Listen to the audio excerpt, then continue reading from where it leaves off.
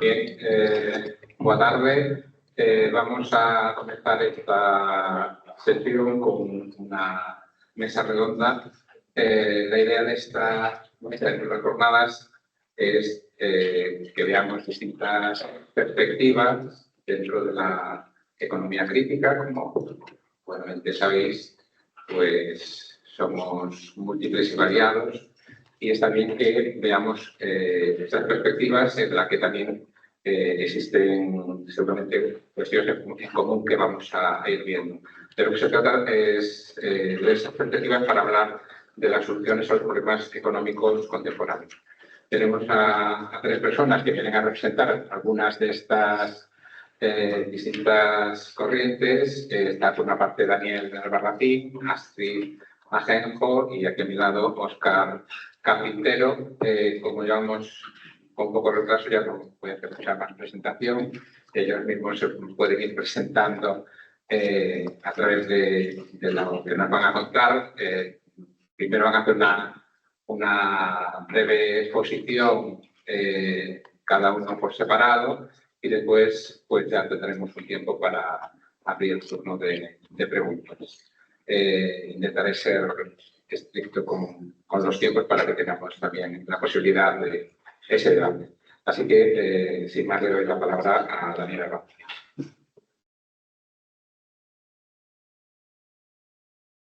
Bueno, muchas gracias y buenas tardes. Bueno, realmente, no sé si estamos en corrientes diferentes. Yo me reconozco también en el trabajo de mis dos colegas. Sí, efectivamente, cada uno bebe con más intensidad o menos intensidad de diferentes fuentes, y yo trato de armar un cesto con diferentes aproximaciones. Bueno, desde este punto de vista se nos convocaba para hablar de soluciones, ¿no? Y la primera cuestión que me planteaba es, soluciones para qué problemas, ¿no? En primer lugar, y sobre todo entendiendo que no vamos a tener las mismas soluciones si no tenemos los mismos planteamientos o los mismos diagnósticos, ¿no? Y desde este punto de vista, las preguntas que nos hagamos son clave, ¿no? Resultan fundamentales, porque de ahí miraremos ciertas cosas, dimensionaremos y realizaremos un diagnóstico y, consecuentemente, llegaremos a una serie de conclusiones y no a otras, ¿no? Desde ese punto de vista, las soluciones se construyen en torno a varias... esos diagnósticos se construyen en función de las dimensiones que quieres tratar, que te importan, que consideras que socialmente son más relevantes. Esto, evidentemente, cada uno lo puntúa de una manera distinta, lo concibe de una manera distinta. Luego, los diagnósticos pueden ofrecernos diferentes respuestas a las que podemos darle más o menos intensidad de relevancia, priorizaremos más o menos, y de ahí estableceremos una estrategia, un conjunto de propuestas distinto, y desde luego todo estará orientado en función de una serie de objetivos, ¿no? No es lo mismo, desde ese punto de vista, plantearse las preguntas desde una óptica, desde un subtipo de sujetos, sino de otros. No es lo mismo plantearse que lo importante es el bienestar de las mayorías y las trabajadoras, que perseguir ser más eficientes o más competitivos. No son preguntas distintas a las que se le da respuestas diferentes, ¿no? Y no es lo mismo tratar asuntos más o menos coyunturales que otros estructurales, ¿no? Desde ese punto de vista, yo lo que trato es de ofrecer una mirada global, estructural, y entender lo concreto como lo completo. En ese sentido, una mirada histórica, estructural, que en definitiva aborde las cuestiones de raíz, no necesariamente disyuntiva entre ser más o menos extremistas, eso da igual. Lo importante es ir a la raíz de los asuntos. Y como Aristóteles se planteaba que hay que buscar la virtud está en el medio, pero la virtud también está en la raíz. Y cuando estudias las diferentes dimensiones de la realidad, pues tenés en este sentido dimensiones entrelazadas, ¿no? Problemas entrelazados, y cuando quieres arreglar una cuestión no puedes hacerlo de manera aislada, sino que tienes que dar cuenta de las diferentes dimensiones, porque en las soluciones que puedes diseñar con una mirada unilateral, una mirada parcial o con una mirada integral, en el que contemples los diferentes aspectos que has estudiado, ¿no?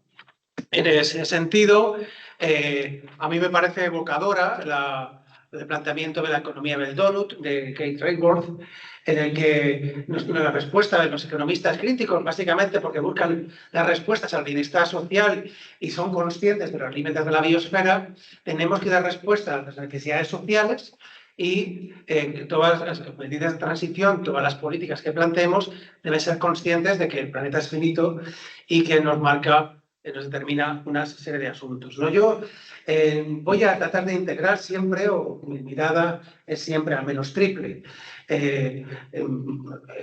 Analizo el capitalismo como la matriz, el modo de producción, el modo de vida que nos está sujetando y del que tenemos que librarnos, y que no es un capitalismo cualquiera, sino que también está vertebrado, está articulado en una sociedad patriarcal, que no es cualquier sociedad patriarcal, sino que históricamente se hibrida con el capitalismo moderno para dar cuenta de unas formas de sociabilidad y de dar respuesta al trabajo reproductivo en unas fórmulas de economía de cuidados muy determinadas, ¿no? Y, desde luego, siendo un defensor de la crítica de la economía política y un estudioso de los ciclos de acumulación desde la óptica marxista, soy consciente de que el ciclo de acumulación se inserta dentro de una biosfera, los ecosistemas, y que la economía ecológica precede desde el punto de vista analítico, porque la naturaleza es el origen de la riqueza y el trabajo son los suelos, en caso como mucho es el padre, ¿no? Pero no podemos olvidarnos a la naturaleza. Este es el ángulo y las preguntas, las dimensiones que yo me planteo. Así, a esta cuestión estructural tenemos que darle una respuesta en lo concreto, en la coyuntura histórica, pero una respuesta necesariamente compleja, porque podríamos, una cosa es que aislemos los problemas para entenderlos mejor, pero cuando damos las soluciones tenemos que dar cuenta de todos esos niveles, ¿no? Como los ciclos ecosistémicos están influyendo sobre la dinámica de acumulación, cómo la dinámica de acumulación se está destruyendo el planeta y, a su vez, cómo el trabajo reproductivo es el que hace posible no solamente la vida, sino también la reproducción de la fuerza de trabajo, que a su vez es la base para construir la conversión de la fuerza de trabajo en trabajo y su valorización, ¿no? Por tanto, tenemos que actuar sobre las tres cuestiones. Otra cosa bien distinta es que quizás a la hora de dar respuestas, aunque la ecología preceda a la realidad económica productiva tal y como la conocemos, el modo de producción actual, y es importante entenderlo y ver también cómo impacta la economía en esa biosfera, también tenemos que saber que desde el punto de vista político, la toma de decisiones de las que son responsables los seres humanos y las clases dominantes en particular, tiene que ver con el modelo económico vigente. Y, por tanto, desde mi ángulo, entiendo que no basta con ser simplemente ser conscientes de los límites del planeta o hacer una denuncia moral en fin, que el capitalismo está destruyendo nuestras posibilidades de existencia o deteriorándolas seriamente, sino que desde el punto de vista político tenemos que operar sobre cómo se deciden las cosas en el marco de lo económico, es el asunto social que tiene que ver con los recursos que puede hacer frente pues, en nuestras sociedades, ¿no?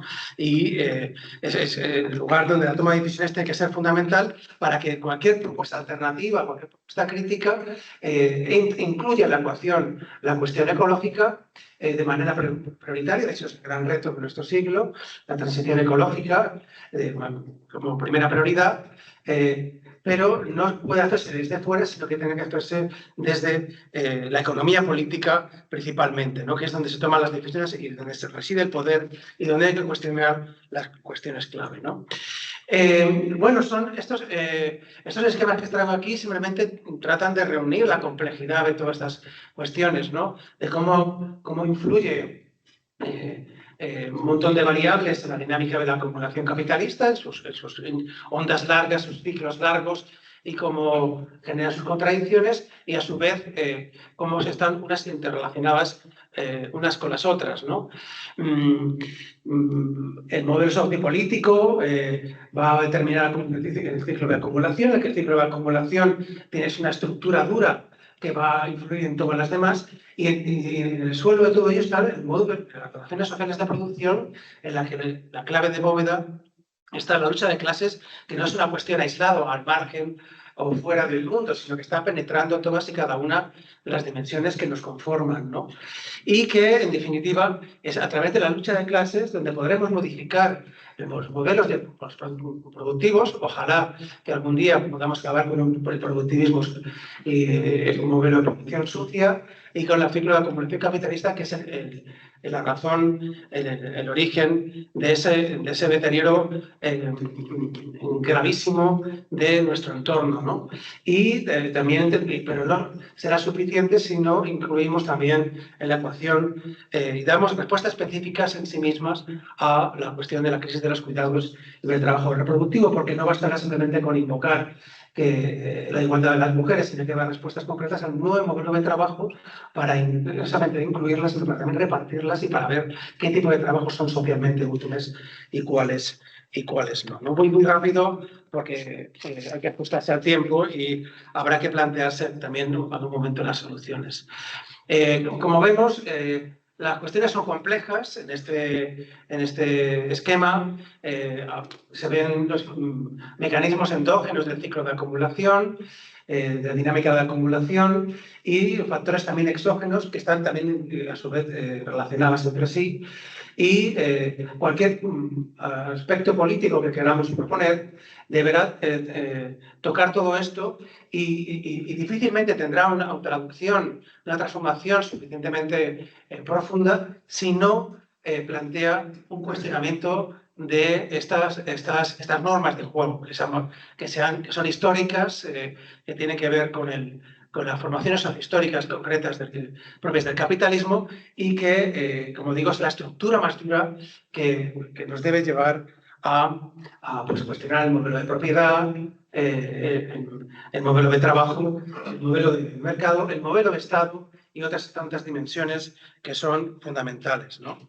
Lo que sí tengo bien claro es que el capitalismo sigue su curso y tiene una gran capacidad de adaptación, define una serie de ciclos que no son automáticos, aunque tengan, una vez asentadas las normas del juego, tienen una durabilidad, pero esas normas del juego se mutan con frecuencia por incidencias políticas, por factores exógenos e endógenos también, y que hay que tener muy en cuenta. Lo que sí, el diagnóstico que nos puede llevar todo esto es que el capital, para poder reproducirse, necesita en esa coyuntura algunas cuestiones, ¿no? Voy a ser muy telegráfico en este sentido. Primero, necesita un aumento de la tasa de explotación para restaurar la tasa de ganancia, que es uno de los indicadores, no voy a decir el único, pero es uno de los más importantes sobre el que toman las decisiones los inversores, ¿no? Y aquí ha habido un avance desde el punto de vista del capital, la tasa de explotación, el retroceso de varias variables, pero que quizás, como veremos después, no ha ganado suficiente terreno como para restaurar la tasa de ganancia a los niveles que podría empujar a una nueva onda larga expansiva, ¿no? Estamos en una situación errática, en una situación que a mí me viene muy bien la introducción, la ponencia de Michael Roberts. Comparto muchas cosas. Yo no tengo una perspectiva tan automaticista como él tiene, pero que en el diagnóstico sí que parece que vamos a una dinámica de relativo estancamiento y no se ve que pueda salir inmediatamente de ahí, lo que no quiere decir que sea imposible, ¿no? La segunda variable, aparte de la tasa de explotación, es que es necesario relativizar la evolución o hacer disminuir la evolución de la composición orgánica del capital. Aquí esto sí que no se ha producido, más allá de que se ha ido invirtiendo en los países del sur, y eso ya ha ralentizado la evolución de la composición orgánica del capital en los países del norte, pero parece que para que hubiese una restauración de la tasa de ganancia de cierta entidad, pues tendríamos que enfrentarnos a una crisis financiera mucho mayor que la que se produjo en la crisis del 2008, que dio pie a lo que Schumpeter hablaría de una destrucción creadora, si se acepta el término, o que hubiese un conflicto bélico comparable a la Segunda Guerra Mundial, en el que fue uno de los mecanismos, o el único, con el que se permitió también la restauración de la tasa de ganancia, que dio pie al periodo de posguerra mundial. También necesita condiciones de posibilidad como la tasa de productividad, que ahora veremos que ya se ha visto, pero también traigo algún dato que no está más que, a pesar de todas las innovaciones tecnológicas supuestas que supuestamente nos trae la revolución digital, no ha conseguido animar la evolución de la tasa de productividad, y aunque sigue creciendo, lo hace en una dirección hacia el estancamiento. Toda esa condición de posibilidad está ausente. En la extensión de los mercados, bueno, lo que vemos es también que los mercados mundiales están también saturados, el crecimiento del comercio exterior ha llegado a un tope. Es verdad que si actualizamos los datos que traía esta mañana Michael Roberts, se está reactivando un poco, llegando a niveles próximos al promedio previo de 2008, pero sí que hay un estancamiento también por esta vía, ¿no? Y también son necesarios factores sociopolíticos. El capitalismo necesita, para restaurar la tasa de ganancia, una dinámica mucho más autoritaria. Y para eso sería preciso la extensión de modelos de capitalismo de Estado, de neoliberalismo autoritario. En definitiva, una derrota de las clases trabajadoras.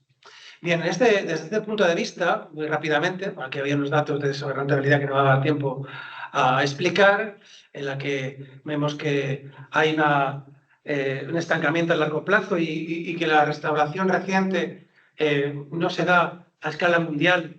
Y para el caso español estamos un poquito por encima, pero estamos en unos niveles que como mucho se aproximarían al periodo previo al 2008, que era un periodo de crecimiento rampante, y que además es una tasa de rentabilidad a escala global en la que, si tú estudias por sectores, hay una dualidad clarísima. Por un lado, las grandes tecnológicas con unas tasas de rentabilidad altísimas y el resto de la economía con una tendencia al estancamiento de la tasa de rentabilidad. Ahí eso va a poder propiciar cambios a nivel sectorial en los próximos tiempos, ¿no? Más allá de la erupción de las empresas de gestión de capital o las grandes tecnológicas o la digitalización de la economía, que difícilmente también será sostenible por razones posiblemente energéticas. En cualquier caso, como veis, la productividad está estancada a escala internacional, y esto, bueno, como indicadores de la tasa de explotación, el salario real está desde hace varias décadas creciendo mucho menos que la productividad, y esto sí que ahí podríamos ver algún aspecto que está haciendo que podría explicar este repunte para algunos países, pero como digo, a escala estructural no parece que se esté dando unas condiciones de nueva onda larga, ¿no? De que va a ser fenómenos muy intensos para que eso sea posible. Bueno, por ir terminando, porque tenía tanto tiempo preparado para las propuestas, incluso más que para el diagnóstico, yo lo que sí que querría decir es que, de cara a la construcción de una propuesta alternativa, temas que estamos acostumbrados a estudiar al neoliberalismo como nuestro propio enemigo, y yo creo que es un buen enemigo. El problema es que no compartimos siempre que es el neoliberalismo como modelo de política económica, ¿no? El neoliberalismo, según informaban los neoclásicos, los austríacos, era un sistema en el que básicamente se recomendaba políticas de ajuste salarial. Eso sí ha permanecido hasta el día de hoy, pero en materia de política económica también planteaba políticas de ajustes en la política fiscal y una política monetaria restrictiva. Y esto es lo que no se ha dado durante buena parte de los últimos tiempos, ¿no? La política fiscal, ha habido un modelo tributario, una presión fiscal más o menos parecida. Esto ha habido una gestión diferente entre políticas conservadoras o socialliberales, pero que ha habido una alteración interna del modelo tributario. Pero no se observa por ningún lado una desaparición del Estado. Lo que ha habido es una mutación de las funciones del Estado, en la que cada vez más el Estado, al modo que inspira Mazzucato, demuestra el Estado emprendedor, hace la función de recaudar para facilitar a través de la cooperación público-privada, para facilitar financiación a la iniciativa privada, ¿no?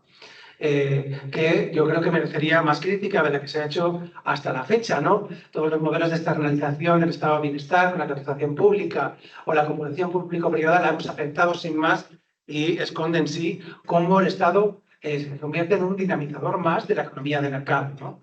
En este sentido, el Estado tiene un papel cada vez más importante y para hacer posible que las empresas, las grandes corporaciones funcionen y el mercado sea más dinámico. Y esto cada vez es un neoliberalismo cada vez más extraño. Si acaso tiene elementos próximos al autoliberalismo, por aquello de lo que defiende esta línea neoliberal de intervención del Estado para que funcione el mercado. Y en el caso español, si acaso con correcciones neokeynesianas, con niveles de gasto fiscal mayores, que han permitido la sostenibilidad financiera por esa vía, ¿no? Pero que no se divorcia del modelo convencional. En fin, eso sí se añade que ha habido correcciones también de carácter compasivo, por ser justos, por la intervención de algunas fuerzas políticas en el gobierno de coalición, pero lo que sí vemos en la escala internacional es que el modelo de socialización de las deudas privadas en públicas es una tónica general. Esa política que reclamaba la moderación de la deuda no se ha producido, sino que se ha puesto al servicio del funcionamiento del capital. Es decir, la deuda ha servido para rescatar al capital. Voy a saltarme algunas cosas. Es necesario perfilar qué tipo de soluciones, ¿no? ¿Qué tipo de soluciones? Necesitamos una reforma fiscal progresiva, políticas de inversión pública, políticas sectoriales que sean precursoras para una planificación de algunos sectores estratégicos clave. Necesitamos políticas que reformen el mercado laboral, democratizando el trabajo, en una línea distinta y mucho más ambiciosa de la neutralizada última reforma laboral, y políticas de redistribución social y otras políticas como la auditoría de la deuda en un marco internacional que no sea un corsé, ¿no? El sistema euro ha supuesto un corsé para otras políticas en la que, como digo, y por volver al principio, necesitamos políticas que incluyan la democratización del trabajo y inversiones mancomunadas a escala internacional que hagan frente a la gran política de este siglo, que es la transición ecológica. Todo ello poniendo en la ecuación el mundo del trabajo, la atención al reparto de todos los trabajos, al trabajo de cuidados, a una política de estado de bienestar, de extensión del estado de bienestar de servicios públicos en este sentido. Me dejo en el tintero muchas cosas, pero creo que hay que respetar los tiempos. Muchas gracias.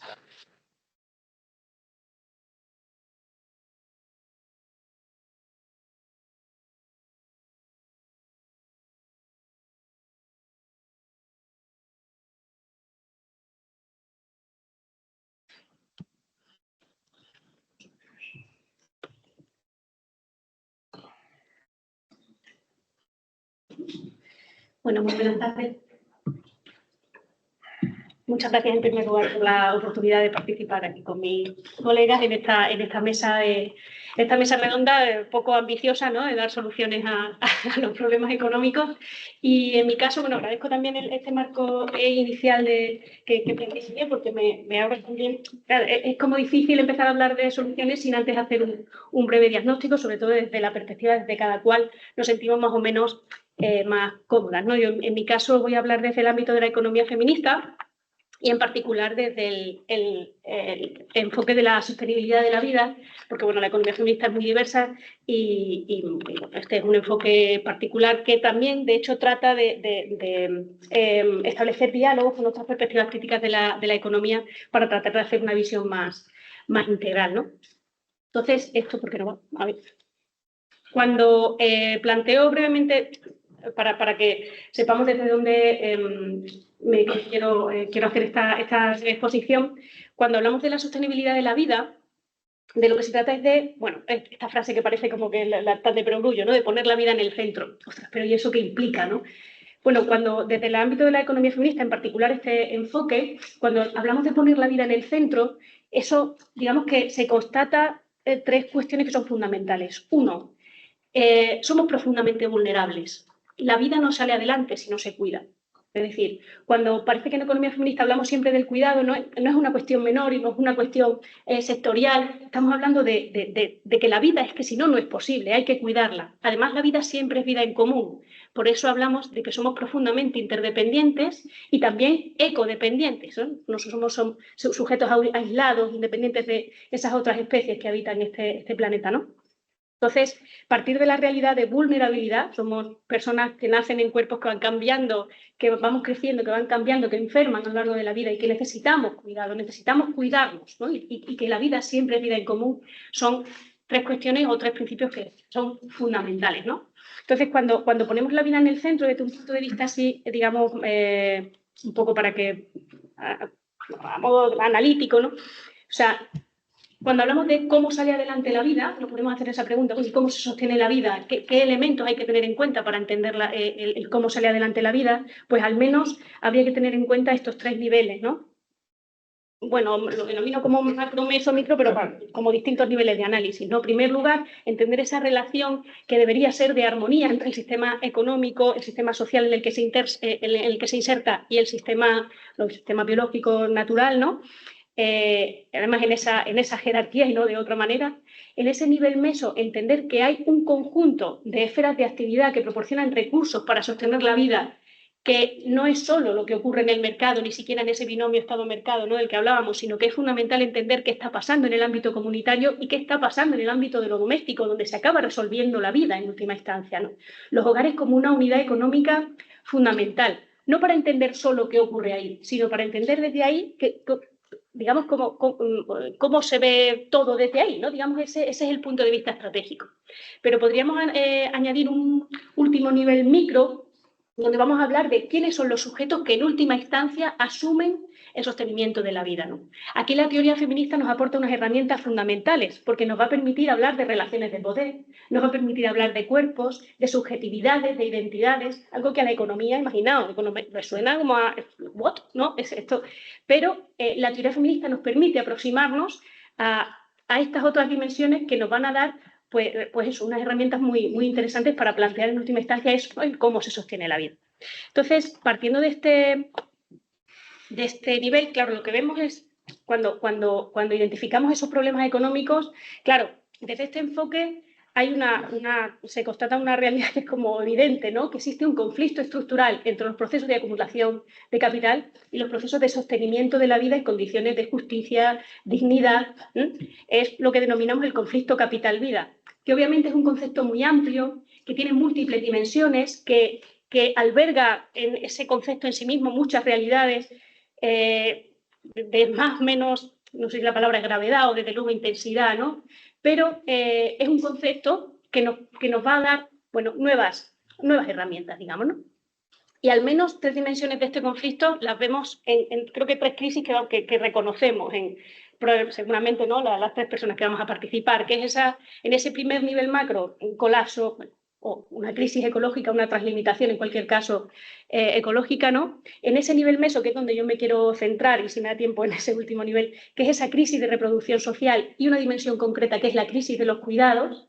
Y en ese nivel, un nivel micro, también que no sé si es realmente un nivel micro, que tiene que ver con una crisis de sentido de lo común, que es lo que realmente, en última instancia, ¿no?, culturalmente está poniendo realmente el obstáculo, digamos, la real barrera, ¿no?, para que podamos avanzar hacia una economía que ponga la vida en el centro, ¿no? Entonces ahora, no me adelanto y así voy. Entonces, cuando hablamos de esta crisis de reproducción social, yo en particular me estoy refiriendo a todos los obstáculos que vemos, a todo ese proceso, a toda la obstaculización de los procesos, instituciones y capacidades sociales que garantizan la reproducción de la fuerza de trabajo y el cuidado de las personas, ¿no? Y que los podemos ver en cada una de esas esferas de actividad de las que hablaba antes, ¿no? A nivel de los mercados, a nivel del Estado, a nivel comunitario y a nivel de los hogares. Profundos obstáculos, ¿no? Además, todo ello en un escenario o en un contexto de desigualdad de ingresos, de concentración de la riqueza, ¿no?, que está construyendo un escenario. Obviamente, quizá esto es un análisis mucho más situado en nuestro contexto, ¿no?, al menos en el norte global. Un escenario de precariedad e incertidumbre que va mucho más allá de la precariedad laboral. Estamos hablando de la precariedad vital, ¿no? De la precariedad de la vida, de ese horizonte de incertidumbre a la hora de la posibilidad de poder definir el proyecto de vida, ¿no? En lo que supone al final una producción masiva de vulnerabilidad, todo ello además en el contexto de inflación, etcétera, donde todo se agudiza, ¿no? Entonces, cuando vemos, bueno, no me voy a detener mucho más en esto, pero a nivel de, digamos, por ir un poco así a nivel telegrama, ¿no? O sea, en nuestro contexto concreto, ¿no? O sea, ¿qué obstáculos vemos a nivel, por ejemplo, de los mercados de trabajo? Ya lo comentaba Daniel también, ¿no? O sea, la posibilidad de obtener un salario. Básicamente, el recurso fundamental que tenemos para el sostenimiento de nuestras vidas es nuestra fuerza de trabajo, vendemos a cambio de un salario, ¿no? Ese salario es uno de los recursos fundamentales. ¿Qué ocurre? Que debido a todas estas políticas de décadas, ¿no? Neoliberales, de corte inflacionista, etcétera, que están haciendo que obtener un salario suficiente y estable a lo largo de la vida, ¿no? sea una realidad, digamos, para un sector muy concreto de la población, ¿no? Digamos que hay enormes dificultades en este sentido.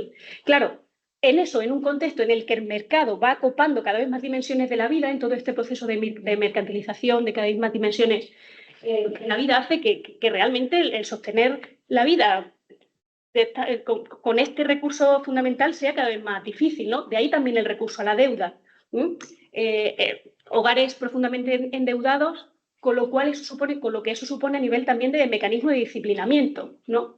Entonces, digamos que por la parte de los mercados, del mercado de trabajo en particular, no vemos ese obstáculo respecto a como decía, ¿no? A la reproducción de la fuerza de trabajo y el cuidado de las personas. Por la parte del Estado, pues ya muchos de los elementos que señalaba también Daniel, ¿no? O sea, si el Estado tiene esa capacidad de mediar en ese conflicto capital-vida, ¿no? Puede mediar porque tiene la capacidad de redistribución a través de la fiscalidad, a través de la regulación de los principales mercados, a través de la asunción directa en los pilares del bienestar.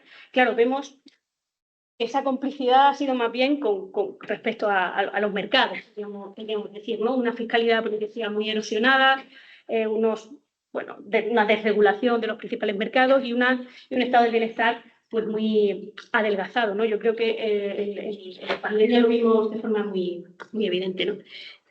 Claro, si no podemos hacer en cuanto a ese sostenimiento de la vida, ¿no? Ese mantenimiento cotidiano de las condiciones de vida, con digamos, esos salarios que no nos permiten ese sostenimiento, ¿no? Un Estado, deficitario a la hora de proveer bienes y servicios que permitan el sostenimiento de la vida.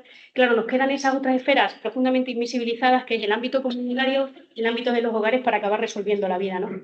Pero ¿qué ocurre? Que en el ámbito comunitario, en todo este proceso también neoliberal donde la retórica individualista, la retórica de sálvese quien pueda se ha instalado, donde además el modelo de vida urbano, donde la pérdida de lazos o de redes familiares, redes vecinales, se ve mucho más obstaculizado, ¿no? Digamos que el ámbito comunitario, pues ojalá fuera lo fuerte que es y que necesitaríamos que fuera, ¿no? Pero no es así. Y al final es en los hogares donde se acaba resolviendo todo.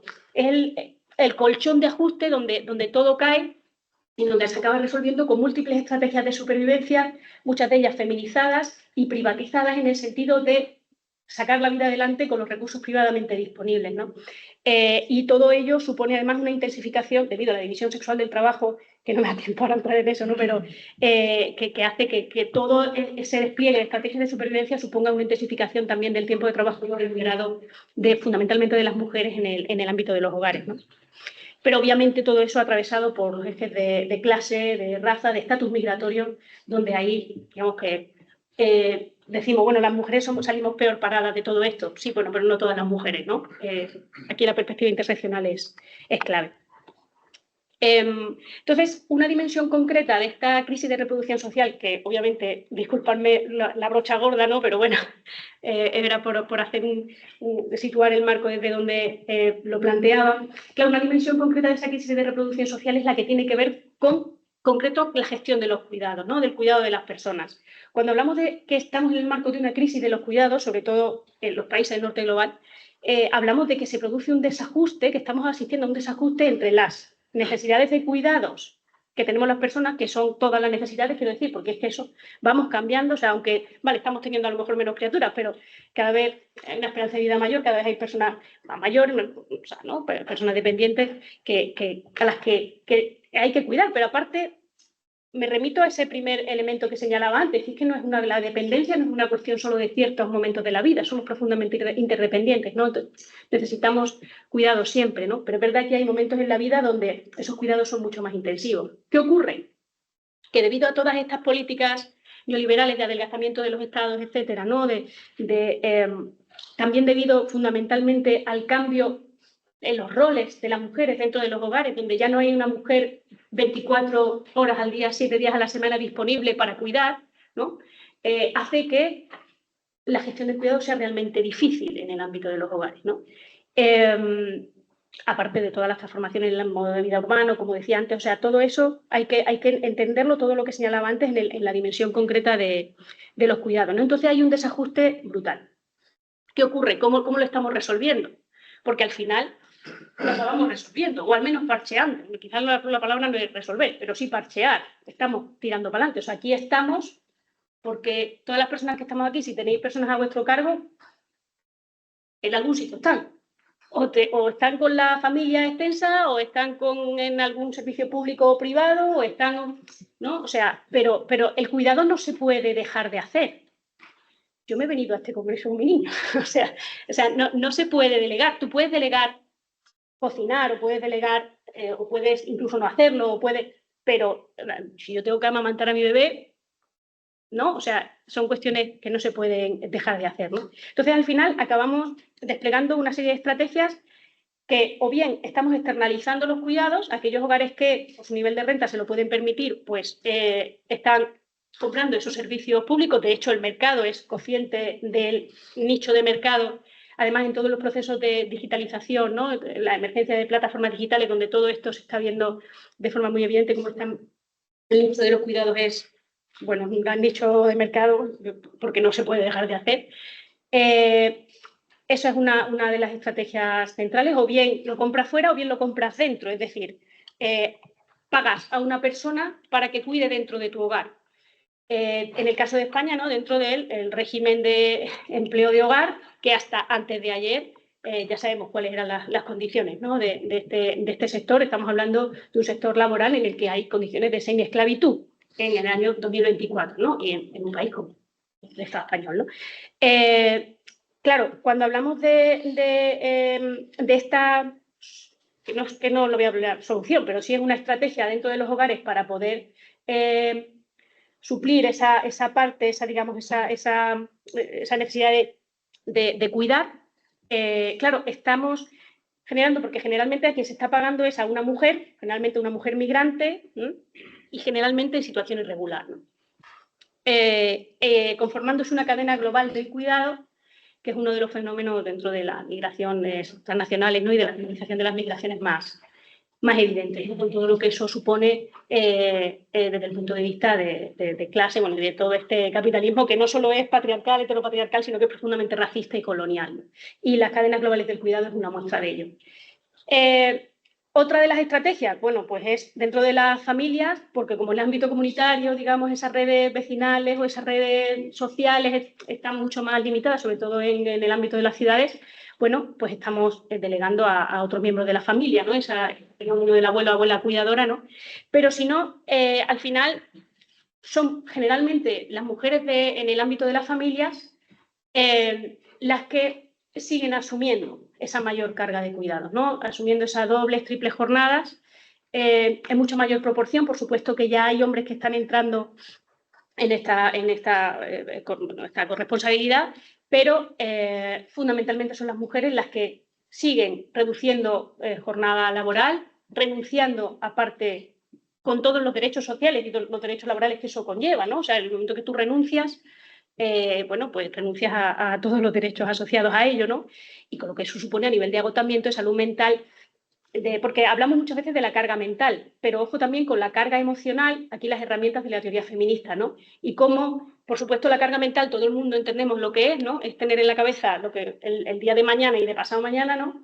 Pero que hay de la carga emocional que tiene que ver con la gestión de la culpa, ¿no? Y aquí la feminidad hegemónica está profundamente atravesada por la culpa si no cuidas, ¿no? Toda esta ética reaccionaria del cuidado, que es una herramienta, digamos, un concepto que es muy útil para entender la visión sexual del trabajo y cómo no acaba de transformarse esta división. Entonces, en cuanto a... estoy yendo súper rápido, perdonadme. Como solución, y ya llego, ¿no? Son 5 minutos. Ya.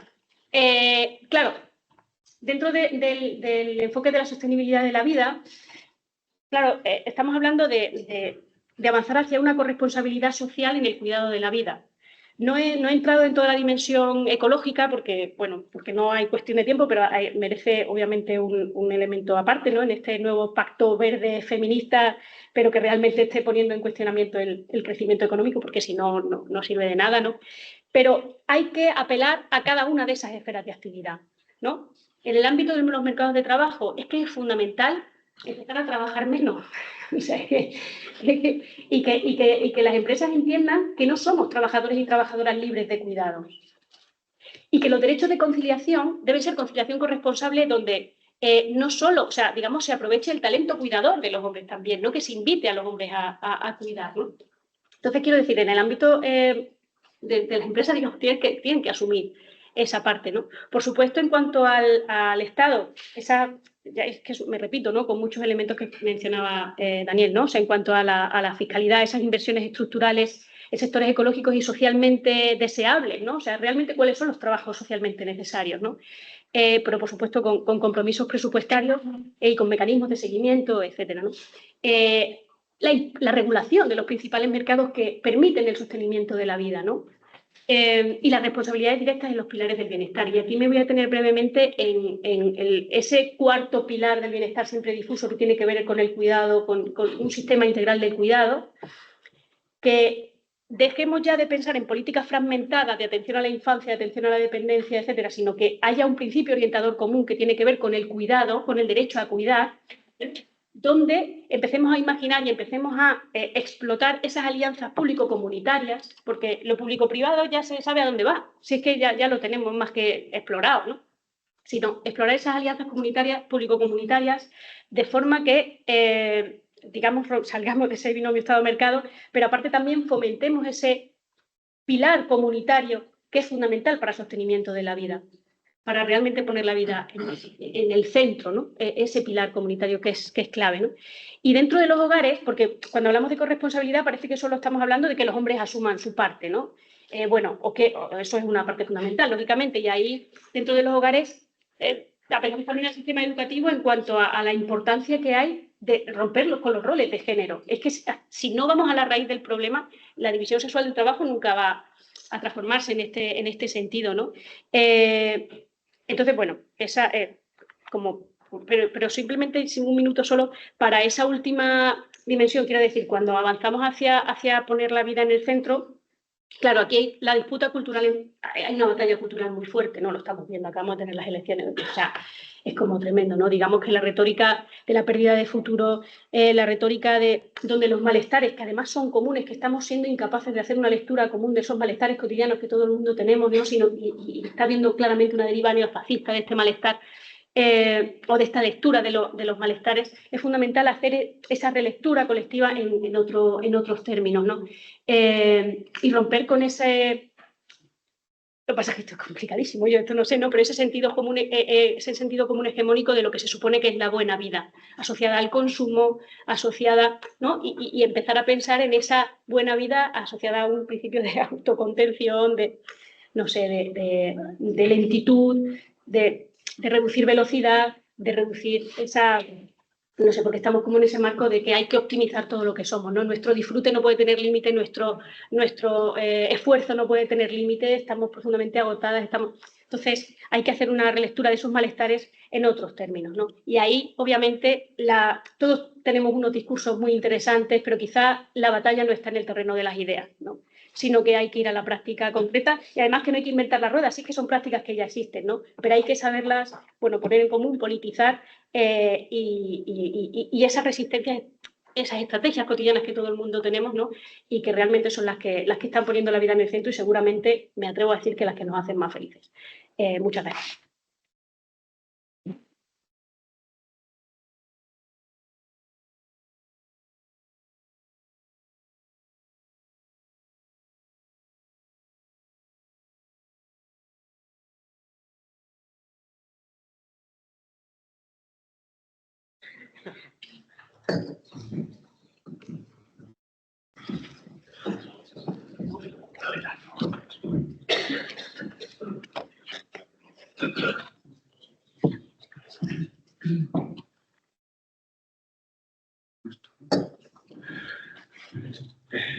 Bueno, buenas tardes. Lo primero que quería hacer es agradecer al comité organizador de las jornadas el haberme invitado a participar en esta mesa esta tarde con todos vosotros y vosotras.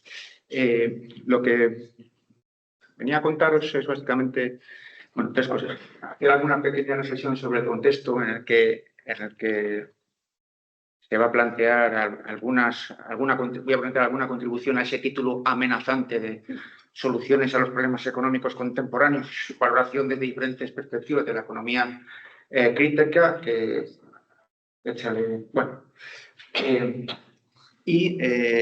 plantear un poco qué hacer en el contexto en el que estamos actualmente y finalizar con algunas consideraciones finales, ¿no? Bueno, como decía, a mí me parece que el título es bastante amenazante y voy a intentar ir un poco más allá del propio enfoque que en principio parece que es el que tenía que defender yo hoy aquí, que es el de la economía ecológica y que como mis compañeros pues también, y como se verá por el planteamiento, pues va más allá de ese enfoque, ¿no?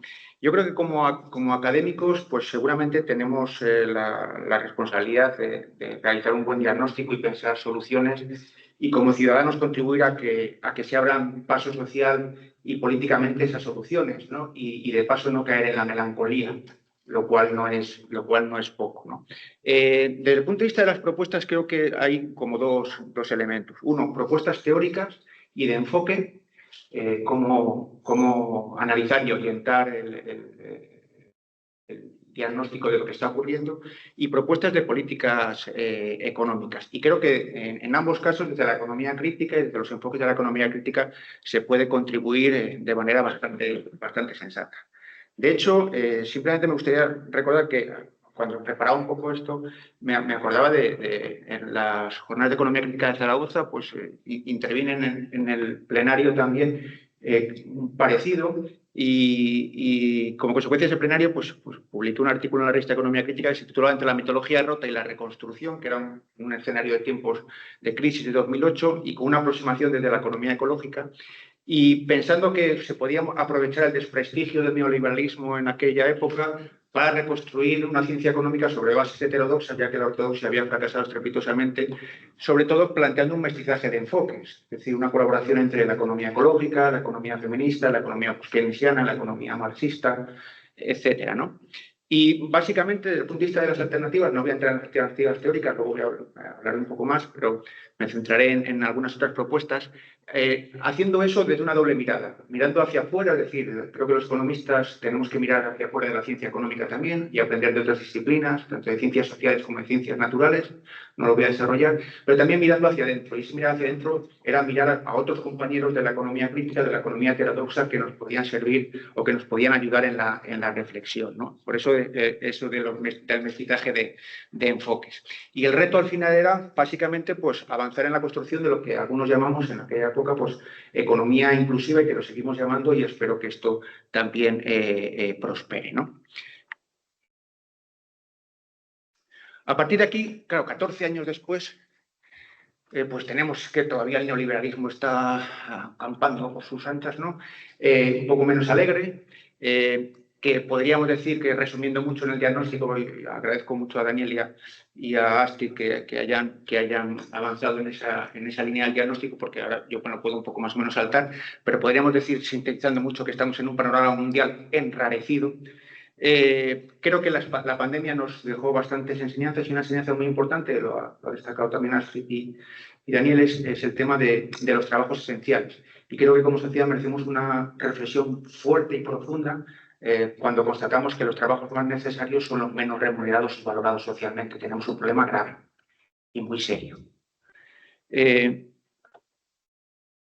Entonces, bueno, en este contexto como llamaba esta mañana Michael Roberts, de policrisis, crisis energética, climática, ecosocial, crisis de cuidados, etcétera. Yo creo que lo que sí que es muy relevante para pensar cualquier tipo de solución es en el contexto en que tomamos esas decisiones Intentamos poner en marcha esas soluciones y es un contexto de límites muy importante. El límite tanto por el lado de los recursos como por el lado de los residuos. El cambio climático es un problema básicamente de límites desde el punto de vista de los residuos, es decir, hemos superado la capacidad que tiene nuestro planeta de absorber emisiones de CO2 sin incrementar la temperatura media y el cambio climático es una manifestación de que hemos traspasado esos límites, ¿no? Con lo cual, bueno, pues a partir de esa constatación tenemos que pensar otra vez en la historia de la humanidad sobre el cambio de sistema, sobre soluciones a estos problemas, sobre la transición, ¿no? Pero en un contexto de singularidad histórica muy relevante. Y es que si vemos la historia de la humanidad en cada transición de sistema socioeconómico o sociometabólico o socioecológico, como lo queramos llamar, siempre esas transiciones se han saltado con un aumento en el consumo de energía y materiales, tanto totales como per cápita. El paso de las sociedades cazadoras y recolectoras a las sociedades agrarias, de las sociedades agrarias a las sociedades industriales, eso siempre ha incurrido en ese rasgo, ¿no? En cambio, la transición o el cambio que nos proponemos ahora es un contexto completamente diferente, porque la disponibilidad de recursos, de energía y materiales, por el lado tanto de los recursos como por el lado de los residuos, va a ser menor. Entonces, hacer una transformación de esas características en un contexto de menos recursos, pues es una singularidad histórica. Entonces, a partir de ahí, ¿cuáles deben ser los objetivos y las estrategias en este contexto, ¿no? Pues, ¿qué objetivo deberíamos perseguir? Simplificar mucho, pues satisfacer las necesidades y el bienestar de la población, que en general podríamos decir, como Manfred Lins, que es una combinación de bienes, tiempo y relaciones. Esa vida buena. A veces se tienen muchos bienes, no se tienen tiempo ni relaciones ni con quién disfrutarlos, o viceversa. A veces se tiene mucho tiempo, pero no se tienen bienes o se tienen pocas relaciones, etcétera, ¿no? ¿Qué estrategias tenemos para lograr ese objetivo en este contexto? El límites, insisto. Una estrategia podría ser la de crecimiento, es decir, seguir con la misma pauta, que claro, nos aumenta los bienes a nuestra disposición, pero seguramente disminuye nuestro tiempo para disfrutarlos porque tenemos que estar utilizándolo en producirlos y las relaciones pues también se ven mermadas, ¿no? La otra estrategia es aprovechar la tecnología, ¿no? Y bueno, ahí en la tecnología, aparte de que los efectos son bastante contradictorios y las tecnologías efectivamente son muy intensivas en el uso de tiempo, nos proporcionarían muchos bienes pero muy pocas relaciones, ¿no? Y aparte del efecto rebote que en términos ambientales pues puede ser muy relevante, ¿no? Y la otra estrategia que nos queda es la de la redistribución, claro. Si no podemos aumentar el tamaño de la tarta porque tenemos límites sociales y ambientales importantes, pues la otra opción es mejorar la redistribución, ¿no? Y esa estrategia distribuye bienes, libera tiempo y fomenta las relaciones. Es decir, en la reducción de esa escala podemos lograr esas tres cosas. Si somos inteligentes, lo hacemos bien, que no es cosa sencilla, ¿no?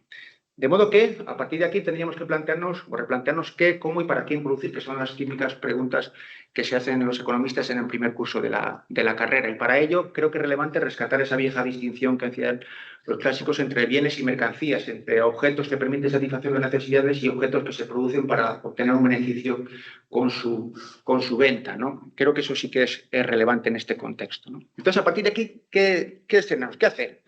¿Cuáles serían un poco esas soluciones? Voy a plantear algunas que creo que las limitaciones de algunas de las que se están dando ahora y plantear algunas ideas para otras diferentes, ¿no? Entre las soluciones convencionales, pues están esta que podríamos llamar la tripleta esta de Green Growth, crecimiento verde, Green New Deal o transición justa, sabiendo que hay muchos matices en ellas, ¿eh? Simplemente, ahora aquí ya estoy haciendo un poco de brocha gorda, pero efectivamente que hay matices dentro de cada una de ellas. En general, podríamos decir que estas apuestan por un crecimiento sostenido, a veces se llama sostenible, con grandes inversiones en energías renovables, creación de empleos verdes, compensatorios, coche eléctrico, etcétera, ¿no? Claro, la cuestión aquí es que, básicamente, la pregunta que se trata de responder es si es factible esta transición sustituyendo los combustibles fósiles por energías renovables y ya está. Si logramos hacer eso y es factible, pues tendríamos el problema de la crisis ecológica y de compatibilizar crecimiento y medio ambiente de manera fácil, ¿no? El asunto es que, claro, nadie va a estar en contra de sustituir el petróleo, gas natural o carbón por energía eólica y solar. El problema tiene que ver con el momento en que lo queremos hacer y básicamente por tres cosas. Primero, porque queremos simplemente con esta transformación seguir manteniendo el mismo nivel de consumo energético que tenemos ahora con combustibles fósiles y eso no es posible. Segundo, el momento en que queremos hacer esta transformación. Estamos en la tercera década del siglo XXI y, bueno, esta mañana lo comentaba Michael Roberts, pero bueno, el margen de actuación que tenemos para no entrar en escenarios bastante ingobernables, pues es apenas una década, ¿no? O menos. Es decir, que llegamos 30 o 40 años tarde a esto. Esto lo teníamos que haber empezado en los años 80, ¿no? Y no lo empezamos. Y luego, en tercer lugar, los costes ambientales que supone esto, que a veces no se tienen en cuenta, tanto en términos de consumo de materiales como en términos territoriales, ¿no? Es decir, que la generalización de este tipo de tecnologías, es decir, la cuestión de la escala sigue siendo también muy importante, ¿no? De todas maneras, volviendo a lo que comentaba al principio, tal vez el talón de Aquiles más importante de estas estrategias es que se apoyan sobre una lógica fundamentalmente de expansión, en vez de una lógica de reducción que asuma esos límites. Y el ejemplo, como ahora pondré, es el de la movilidad, ¿no? Creo que en general pecan de bastante optimismo tecnológico, no se tiene en cuenta la profundidad en algunos casos del efecto rebote, no tienen en cuenta los límites de materiales que exige la fabricación de esas tecnologías y se cae un poco también en la trampa de energía, porque parece que no nos damos cuenta que el despliegue de todas esas infraestructuras renovables tiene que hacerse con cargo al uso de combustibles fósiles. Y claro, cuanto más rápido lo hagamos, mayores serán las emisiones y como tenemos un margen de tiempo muy pequeño, pues mayor será el dilema y el problema, ¿no? Un par de ejemplos. Las renovables, como son dependientes de los fósiles y los materiales, fijaros que un organismo tan poco sospechoso como la Agencia Internacional de la Energía, pues ponía de manifiesto que cumplir el Acuerdo de París exigiría en 2050 un 40% más de cobre y tierras raras, entre un 60 y 70 de níquel y cobalto y casi un 90% de litio. Solo para esto, es decir, que todos los otros usos que le damos al cobre, al litio o a las tierras raras ya no los podríamos dar. De hecho, una planta eólica requiere 9 veces más minerales por megavatio que una planta de gas natural. Ya sabemos que no queremos la planta de gas natural por las razones de las emisiones, pero es que el otro tiene también estos inconvenientes si queremos sustituir el consumo energético de una manera por el de otra. El coche eléctrico, pues, utiliza 6 veces o requiere 6 veces más minerales que un coche convencional. De hecho, si generalizáramos el coche eléctrico, si los 1.400 millones de vehículos privados que hay ahora aproximadamente en el mundo fueran eléctricos, pues eso en un estudio que se ha hecho desde el grupo en el que estoy, pues acabarían con las reservas disponibles de aluminio, cobre, cobalto, litio, manganeso y níquel, no dejando recursos disponibles para otros usos industriales, ¿no? Esto no lo digo yo, esto lo dice la Agencia Internacional de la Energía. Y este es un gráfico de un informe que os recomiendo que leáis sobre la dimensión de los materiales críticos en las transiciones energéticas. Aquí tenéis el transporte, el vehículo eléctrico frente al coche convencional y la eólica y la solar frente a la gas natural, nuclear o térmica de carbono, ¿no? Pero tal vez el ejemplo que más me gusta siempre, que lo puso en su día el relieve de Antonio Turiel, sobre el no tener en cuenta los límites y el no hacer cálculos bastante elementales de lo que significaría la movilidad eléctrica que se nos propone con la transición ecológica convencional, es este, ¿no? Millones de coches duermen en la calle en nuestro país. Para poder recargar esos coches durante la noche haría falta un poste eléctrico cada 5 metros de acera aproximadamente. Si fueran postes de 22 kilovatios, como los que quiere instalar el gobierno en las gasolineras, en 125 metros de calle habría que tender un cableado junto con los postes para poder suministrar más de 1 megavatio de potencia. Una ciudad como Madrid, con más de 1.000 kilómetros de calles, necesitaría cableados, subestaciones eléctricas y sistemas de control para disponer de unos 8 gigavatios de potencia. Es decir, como todas las centrales nucleares de España. Si extrapolamos estos datos para el resto de España, estaríamos hablando de más de 100 gigavatios, que es igual a la capacidad eléctrica máxima de España solo para el coche eléctrico. Claro, frente a estos escenarios, ¿qué posibilidades existe de plantear las cosas de otra manera? Bueno, pues está toda la reflexión incipiente y muy interesante y al que creo que deberíamos, como economistas críticos, dedicar bastante tiempo, de lo que se ha llamado escenarios post-crecimiento, a veces de crecimiento, que plantean la necesidad de una contracción de emergencia en los países ricos, que somos los que más contribuimos al problema, ¿no? Y siempre en un contexto de transición, como os decía antes, en un contexto de menor disponibilidad de recursos para realizar esa transición. Bueno, pues algunas de estas propuestas están dentro de lo que se conoce como estrategia de crecimiento, con autores como los que tenéis ahí, Cáliz, Hickel de María, etcétera, ¿no? Básicamente, creo que aquí es importante poner de relieve que cuando se habla de crecimiento se está hablando de crecimiento de la escala, es decir, de los flujos de energía y de materiales, del flujo metabólico, y eso tendrá la traducción que tenga en términos de PIB. Estamos hablando de una política planificada y coherente de reducción del impacto ecológico, de la desigualdad y de la mejora del bienestar, porque como ahora veremos, la desigualdad tiene mucho que ver con el deterioro ecológico, ¿no? De un enfoque selectivo de reducción de la actividad. Habrá actividades económicas que tengamos que disminuir y otras actividades económicas que tengamos que incrementar, ¿no? De políticas de prevención del desempleo y del reparto de trabajo, y se ha comentado ahora, pero no solo del trabajo remunerado, sino también del trabajo de cuidados, con una política de tiempos importante, y ahí creo que habría que rescatar, en muchas de estas cosas creo que tendríamos que rescatar con nueva mirada reflexiones y propuestas que se han hecho desde la economía heterodoxa y desde la reflexión crítica en los últimos 30 y 40 años. Tendríamos, también se ha resaltado por parte de mis compañeros de la mesa, la expansión de la necesidad de expandir los servicios públicos de sanidad, porque los servicios públicos, en general, la satisfacción de necesidades a través de servicios públicos es bastante menos intensiva en energía y materiales que la satisfacción privada de las mismas. Para ello, claro, es por motivos de justicia y también por motivos de reducir la desigualdad, pues claro, tenemos que reivindicar reformas fiscales y del sistema financiero profundas. Cuando uno lee, por ejemplo, lo que ha sido la historia de la fiscalidad en el siglo XX y analiza las medidas que se implementaron en lo que pues, Piketty ha llamado la gran redistribución, lo que sería del año 1914 al 1980, pues claro, es que no estamos hablando de la prehistoria, estamos hablando de un tiempo relativamente cercano, ¿no? Entonces, técnicamente hay muchas cosas que se pueden hacer, y cuando uno, claro, se plantea cuáles son los límites de la socialdemocracia, claro, ojalá estuviéramos planteando los límites de la socialdemocracia, porque habríamos llegado a un estadio importante desde el punto de vista de la cobertura de las necesidades sociales y de ampliación del estado del bienestar, ¿no? Entonces, esto creo que tiene implicaciones también desde el punto de vista de la macroeconomía, o lo que podríamos llamar una macroeconomía ecológica, ¿no?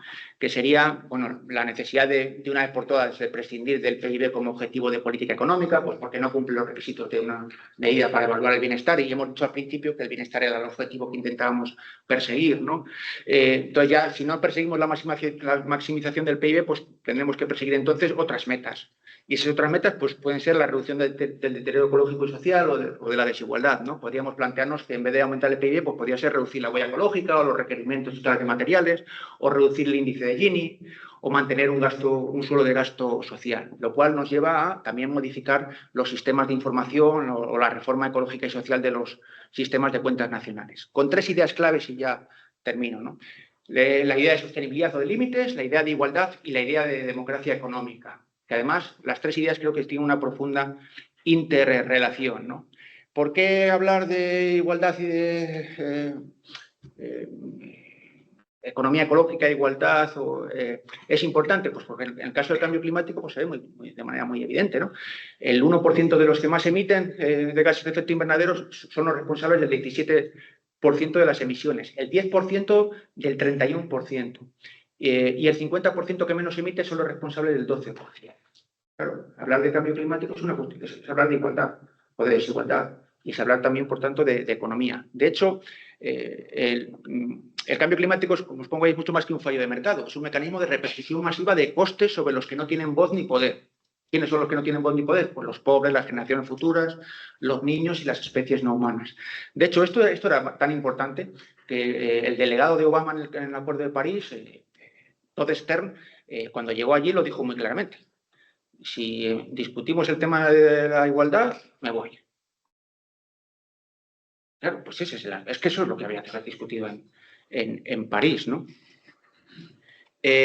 Bueno, una manifestación de esto sería lo que lo ha puesto antes también Daniel, ¿no? Pues plantearnos ese espacio justo y seguro de la humanidad, de la economía, el donut de Rayworth, y fijaros lo lejos que estamos de esa economía, de ese espacio seguro y justo para la humanidad. Aquí están todos los límites biofísicos que transgreden los países, hasta 7, y aquí están todos los objetivos sociales que consiguen.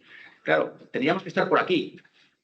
Ningún país está por aquí. Algunos transgreden los límites físicos y otros no satisfacen los límites o los objetivos sociales, ¿no? Pero es que todo esto lo podríamos hacer con bastante menos energía. Es decir, que cuando se plantea incluso que hay que reducir el consumo energético, es que se puede hacer, es factible hacerlo técnicamente, podemos tener una vida decente con bastante menos energía per cápita al año. Fijaros que podríamos tener una vida decente con un consumo energético de 13 y 18 gigajulios y en muchos países se están consumiendo hasta 200 gigajulios per cápita y año. Entonces, digamos que para esa vida buena, para esa vida decente, no nos hace falta tanta energía. Y si consumimos tanta energía, eso repercute en otros, en muchos otros, en miles de millones de personas. Ya querría terminar con dos reflexiones históricas sobre el poder y la democracia, que es una especie de homenaje a dos de nuestros clásicos de economía crítica o heterodoxa, ¿no? que coincidieron sintomáticamente. Eran Oscar Lange, una diferencia de 40 años, y Serge Colm, que es un economista francés muy, muy relevante, ¿no? Y coincidían en esto, que cuando pensamos lo de las soluciones y el cambio de sistema, la socialización del tejido empresarial, es decir, la socialización de los medios de producción, debería ser la primera etapa y no la última del proceso emprendido. Oscar Lange lo decía en estos términos. Son solo de citas y ya termino. El gobierno socialista debería iniciar su política de transición con la inmediata socialización de las industrias y los bancos que tengan que correr esta suerte. Si el gobierno socialista intentase controlarlas o supervisarlas dejándolas en manos privadas, surgiría todo el cúmulo de dificultades propias de forzar a un empresario o a un capitalista privado a actuar de manera distinta a la que dicta el deseo de obtener el máximo beneficio. En el mejor de los casos, la constante fricción entre los órganos supervisores del gobierno y los empresarios y capitalistas paralizaría la marcha de los negocios. Tras un intento tan desafortunado, el gobierno socialista debería o bien abandonar sus objetivos socialistas o llevar a cabo la socialización. Y 40 años después, Colm decía lo siguiente: la mejor o la única protección contra las falsas metas y golpes del medio plazo es ir muy rápido en el corto plazo, hacia rasgos de sociedad que se corresponden con las finalidades perseguidas. Por ejemplo, transferir el poder de la decisión a los trabajadores en la empresa y la vida económica puede ser la mejor o la única manera de evitar algunas reacciones muy graves del viejo poder en una situación nueva. Por ejemplo, los despidos, subida del precio de venta y cese de la inversión en respuesta a la subida de los salarios. Y hacerlo muy rápido puede ser la única manera de evitar sabotajes del aparato productivo, evasión de capital, lockout, huelgas de clases medias, almacenajes especulativos, etcétera, etcétera. Y ya termino. Esto, planteado así, parece que el fin del mundo es más difícil, ¿no?, que el fin del capitalismo, que decía Jameson, ¿no? Imaginar el fin del mundo parece que es más complicado. Claro, todo esto supone una reducción de energía y materiales, estas transformaciones, ¿no? Y al final una reducción de rentas. Creo que sí que es importante definir nuevos estándares y destrucción, porque esos nuevos estándares van a destruir capacidad adquisitiva, poder adquisitivo, que es la capacidad que tienen los individuos para denominarse privadamente de las rentas o del producto común. Fijaros que hay dos mecanismos de racionamiento en el mundo. El de los precios, que es muy sutil, los precios racionan, y luego está el de las cantidades, que es mucho más explícito. Creo que vamos a ir a un escenario, si se van cumpliendo estas cosas, creo que no hay que evitar un escenario de racionamiento duro, en serio, y habrá que elegir entre esas dos opciones. Bueno, no es un problema de recursos, las claves creo que son las prioridades y que tenemos que tener debates honestos. No hay que infantilizar esto. Creo que a veces pecamos como sociedad de una cierta vaguería institucionalizada, de pensar estas cosas en serio. Entonces, bueno, pues no es un mundo fácil el que nos espera, porque vamos a tener que renunciar a bastantes privilegios. Bueno, y ya lo dejo finalmente, como siempre, con la sabiduría del roto, ¿no? La solución a la crisis es sencillísima. Solo hay que consumir más para reactivar la economía y consumir menos para no cargarnos el planeta. Nada, muchas gracias.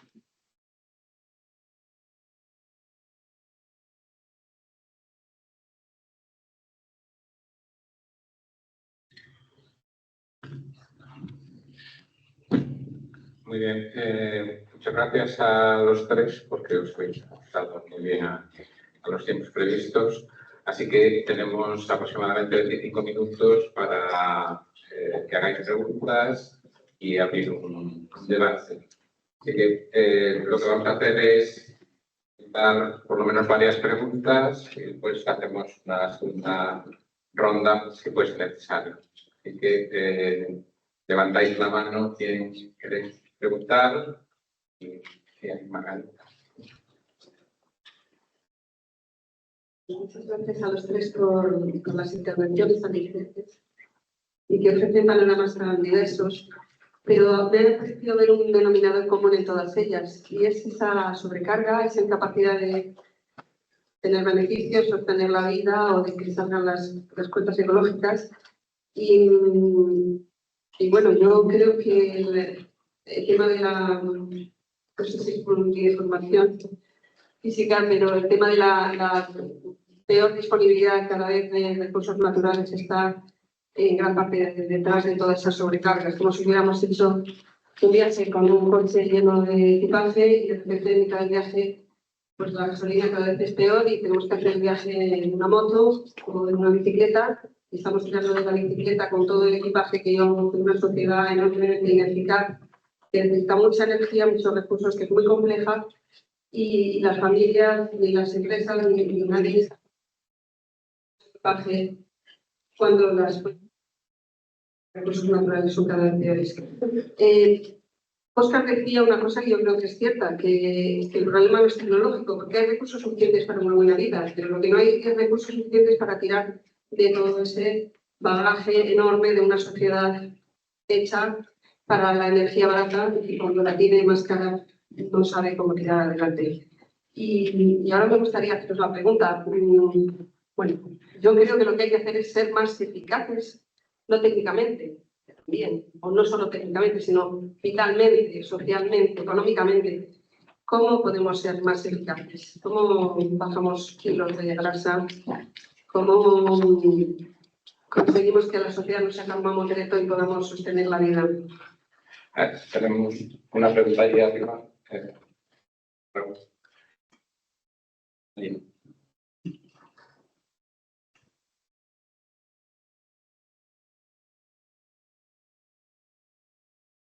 Bueno, yo en primer lugar, me parece que este debate demuestra que años de trabajo tendremos a convertir en muchas cosas. O sea, que yo creo que como colectivo, los que venimos desde la primera jornada, el debate este es un debate donde hay mucha más convergencia que divergencias. Y este demuestra que hemos trabajado. Solo un par o tres de cosas. Una, yo creo que en el debate necesario a cambio hay que insistir mucho en diferenciar los bienes comunistas de los bienes que no son comunistas. O sea, se puede construir una sociedad nueva con bienes que sean accesibles a todo el mundo. No se puede construir una sociedad, no se pueden generalizar derechos de cosas que no son. Y esto yo creo que afecta a muchos aspectos de la vida. La otra, dos cuestiones más. Una, yo creo que una parte del problema que tenemos, y que explica también la derecha, es que la izquierda que defiende esas cosas viene de un fracaso. Y viene de un fracaso en la experiencia soviética, en su versión soviética o en su versión china. Y, por ejemplo, cuando tú últimamente una de las últimas intervenciones estás planteando la toma del poder de los trabajadores, en cambio, la eliminación de la propiedad, que vamos a ver, hay mucha propiedad que es puramente rentista. Esto tiene, después de la experiencia soviética, pues costará tiempo recuperar esta historia cuando encima te enfrentas a un aparato propagandístico brutal.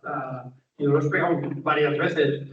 El intento de democratizar, de socializar a hijos de Barcelona en Barcelona, casi ha costado una experiencia de ayuntamiento de izquierdas y acabó con la compra del Tribunal Supremo por parte de la empresa. O sea y esta era una cosa micro, digamos, ¿no? Este yo creo que es el tema. Tenemos que reconstruir la crítica a toda la experiencia anterior para demostrar que eso lo hemos aprendido. Y la tercera cuestión es, más radical, yo igual me estoy haciendo muy viejo y soy muy pesimista, creo que tenemos bastantes puntos de que esa transición se produzca con un desastre detrás de otro. La pandemia ha sido un aviso. Y yo creo que también hay reconstruir un espacio de soluciones también pasa en saber tener respuestas ante las situaciones críticas. Ahora, por ejemplo, en Cataluña y en el Levante español hemos tenido una situación de sequía que estaba ya en los límites. Bueno, o tenemos respuestas a esto mostrando que hay salidas, o el desastre también por silencio sabemos. Tenemos 2 palabras más y después respondéis y abrimos otro turno.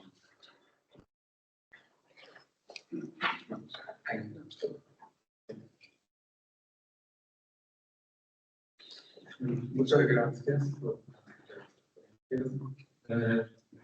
Yo empezaría por hacer una pregunta a propósito de casi de una última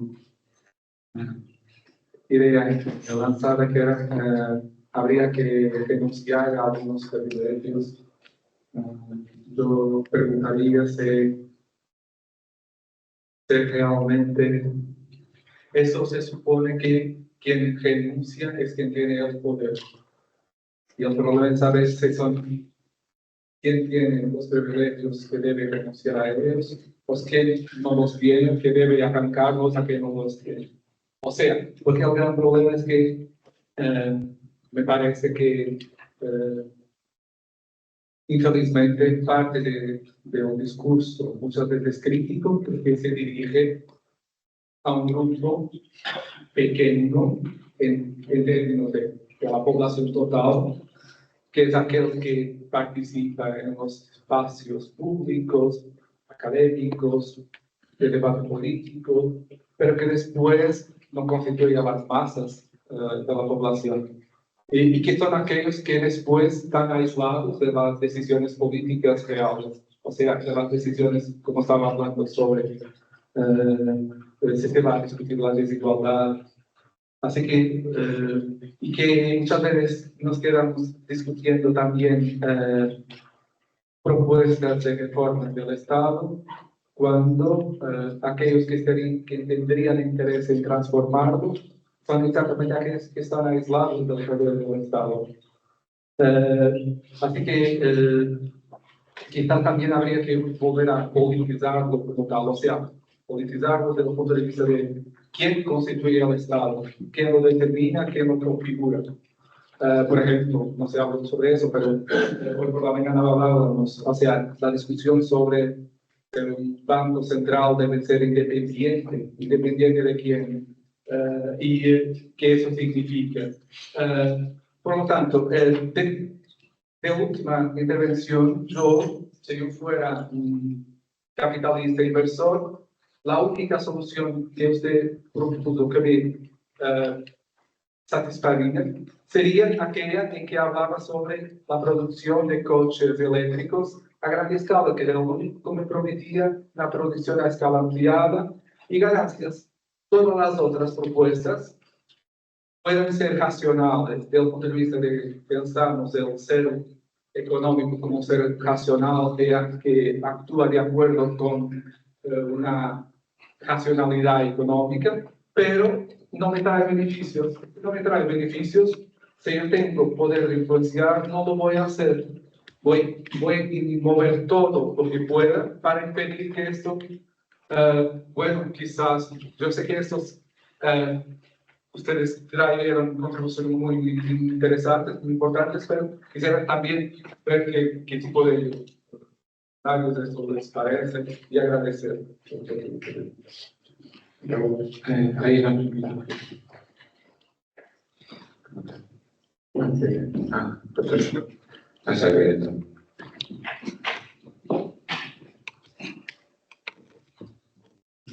Bueno,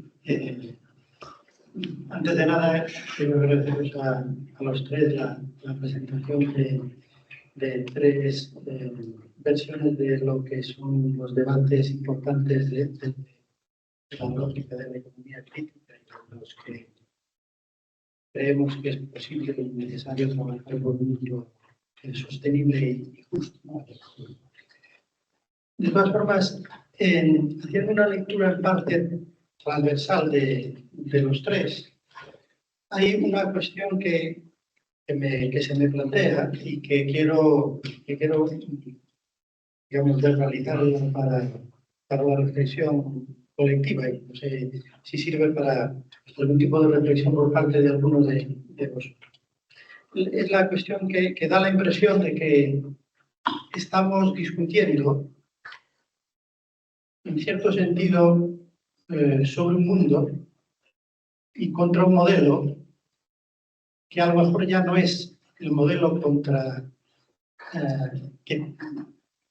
que realmente estamos viviendo en la actualidad. Quiero decir que tengo la sensación de que algunos debates que formulamos todos para criticar el neoliberalismo, la globalización neoliberal, el marco de reglas de juego que domina el mundo desde hace tiempo, pero que de alguna forma a partir de la crisis del 2008 fue cambiando poco a poco, y yo creo que en este momento quizá ese escenario y ese enemigo de la economía neoliberal globalizado, la globalización neoliberal, no sé si sigue siendo ya lo que caracteriza el mundo actual y el mundo que está en proceso de transformación, con lo cual es posible que no estemos acertando realmente en dirigir los dardos al verdadero enemigo que tenemos delante. Lo digo en el sentido de que a partir de la crisis de 2008 y lo que vino después, empezó a haber una serie de cambios. Algunos hablaron efectivamente de que había que acelerar el proceso de cambio a una economía más verde y sostenible, el modelo del Green Growth, que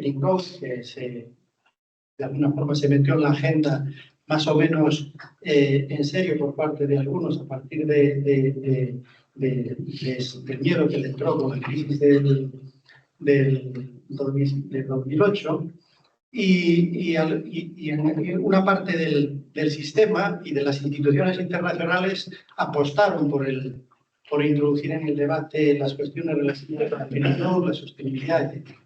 Pero poco a poco se fue viendo que la globalización no funcionaba, la parálisis de los acuerdos comerciales y del comercio internacional pues fue frenando las cosas, y empezó a ganar terreno la lucha, digamos, de las grandes potencias para mantener la hegemonía, sobre todo Estados Unidos para preservar la hegemonía. Y de pronto apareció Trump. Y Trump empezó a verbalizar y a implementar la guerra comercial. El modelo de globalización neoliberal de alguna forma empezó a saltar por los aires ahí y empezó a recuperar los aranceles que estaban supuestamente fuera de la agenda desde hacía tiempo, y a partir de ahí ya no fue solo Trump. A partir de ahí llega Biden y sigue la guerra comercial, avanza cada vez más y profundiza en la guerra comercial en todos los frentes, y Europa, que era la que supuestamente se mantenía más fiel a un esquema de tímida transformación en otra dirección, pues ya vimos que acaba de aprobar ahora un aumento de los aranceles al 38%, que es algo inaudito, yo creo que en décadas, para la importación de vehículos eléctricos de China. Lo cual, desde la lógica de la defensa del mercado, tiene su lógica, desde la lógica de la difusión del vehículo eléctrico no tiene lógica ninguna, ¿no? En todo caso, habría que hacer el balance de lo que eso significa. Con lo cual, quiero decir que en este momento yo creo que estamos en un escenario donde el modelo económico neoliberal, de liberalización económica, de libre comercio, y con todo lo que eso lleva asociado, me da la impresión de que ya no está en el escenario. En el escenario ahora tenemos, da la impresión, una lucha encarnizada, como hubo en otro momento de la historia, de grandes potencias por mantener la hegemonía, en este caso por la vía militar, que es la forma de proteger la moneda, de proteger el papel del dólar en el mundo y el bombeo de recursos para la acumulación del capital en Estados Unidos durante este tiempo. Entonces, la alianza, el uso del poder militar, ese 50%, el más del 50% del poderío militar que está a manos de Estados Unidos para defender la moneda, para defender la hegemonía en el mundo y para poner, digamos, fuera de escenario pues a lo que son los competidores, ¿no? Pues sí, nosotros países emergentes, yo creo que dibuja un escenario que yo creo que nos está cambiando. No sé si es fácil integrarlo en nuestras reflexiones y en nuestros modelos, pero nos está cambiando el escenario. Y el enemigo de pronto ya tiene otro carácter. Yo creo que tiene otro carácter. El militarismo es el núcleo del problema, y el militarismo como elemento concreto digamos, de la lucha por la hegemonía, que ya no es solo las anteriores armas, sino esta con esa virulencia, y en la cual nos está, digamos, arrastrando a todos, y a mí me da la sensación de que no somos capaces de reaccionar. Desde luego yo no estoy viendo en ningún punto de Europa que esté habiendo una reacción a la estrategia de militarización y en Estados Unidos, a la estrategia de militarización de la economía y de la sociedad, de que nos anuncien aumentos enormes del gasto público militar y que no haya reacción, que nos involucren en una guerra con lo que deberían ser países con los que hubiera cooperación y estrategias digamos, de cierta cooperación a largo plazo. Estamos asumiendo, yo creo que de forma implícita, con esto termino, perdona, todos, estamos entrando y la sociedad parece que nos está arrastrando, a la sociedad, perdón, que la están arrastrando en un escenario de asumir esa dinámica guerrera y militar. Entonces, en ese sentido, me da la impresión de que ya no tenemos que discutir contra un neoliberalismo que ya no está, sino que tenemos que discutir contra una configuración económica de hegemonismo despiadado, militar, y donde nosotros estamos en una parte del mando, al menos hasta ahora, Europa está en un bando totalmente alineado en esa confrontación. En ese sentido, yo creo que el escenario nos está cambiando. Gracias. Quiero comenzar. Bueno, yo no voy a comentar sobre algunas cosas, pero sí me parece especialmente interesante esta última reflexión. Y bueno, una de las cosas que yo quería llamar la atención es cómo ese neoliberalismo lo ha mutado, o la gestión, las políticas económicas, la economía política del capitalismo está mutando, ¿no? Y aunque podemos llamarlo neoliberalismo, ahora tiene un protagonismo del Estado que antes no tenía, ¿no?